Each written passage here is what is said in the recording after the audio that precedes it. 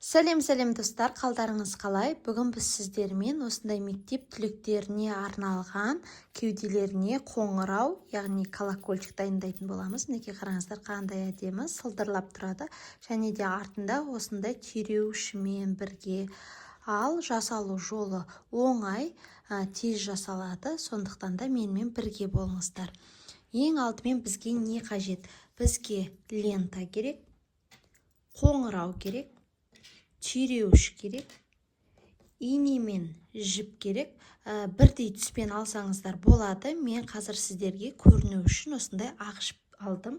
Және де ортасына жапсыруға кішігірім осындай тас керек болады. Және де ыстық клей, қосымша осындай қайшы керек. Осындай кедір-бұдыры осындай ондай қайшы болмаса міндетті емес енді. Енді алдымен осы ленталарыңызды тең ортасынан бүктейсіздер, мінекей.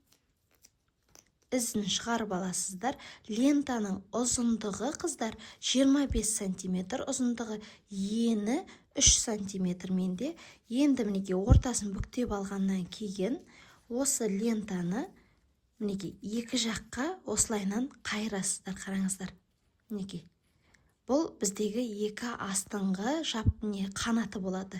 Енді қазір біз осыны көзбен осылай өлшеймізде, мінекей мына белгіленген жаңағы бөлінген сызықтың ортасымен тігіп өтеміз, қараңыздар.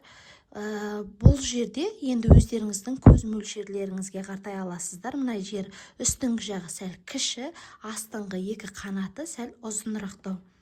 Мінекей қараңыздар, астынан бастайсыздар.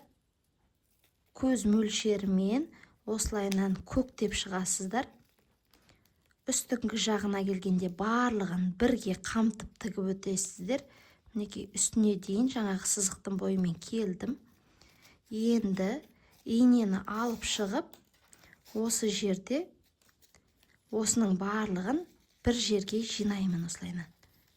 Және де осы жіппен 2 рет айналдырып шығамын. Неке айналдырып алғаннан кейін бірден қарап алыңыздар. Қанатшалары дұрыс жатты ма, иә? Содан кейін инені ортасынан өткіземіз.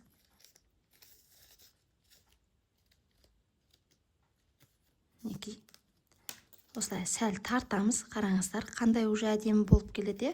Енді қараңыздар, осы жерде инеге мына колокольчиктің ортасында осындай тесігі бар, қараңыздар.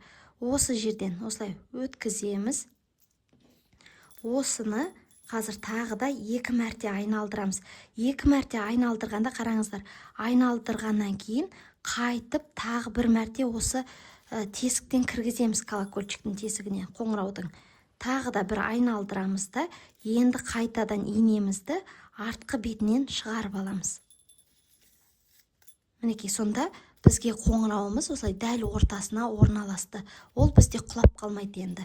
Берік болды. Енді артынан осы жерде жіпті түйреп аламыз. Түйшектеп. Мінекей түйшектеп алдық. Енді артығын қиып алып тастайық.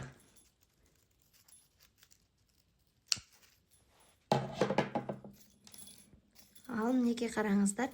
Енді осы жерде ортасына кішігірім ғана клейді тамызу арқылы ортасына жаңағы кішкентай тасымызды жапсырамыз.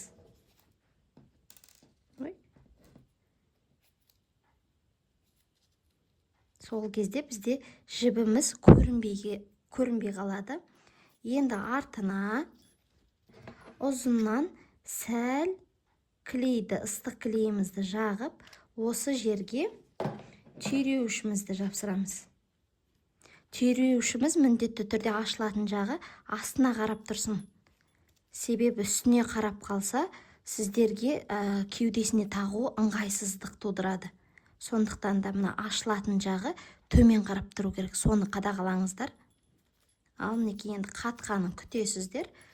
1-2 секундта қатып қалады. Енді мінекей мына астыңғы жағын осылайынан бұрышқа қартай қиып алып тастаймыз.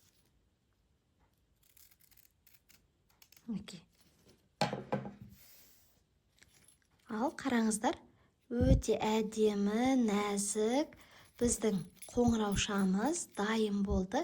Әрі өте аккуратно, нежный болып шығады. Осыны кез келген атлас лентасынан жасап, клиенттеріңізді қуанта аласыздар. Сіздермен бірге болған өнерлі ана, келесі сабақта кездескенше, ұнап жатса лайк басып, комментарий жазуды ұмытпаңыздар.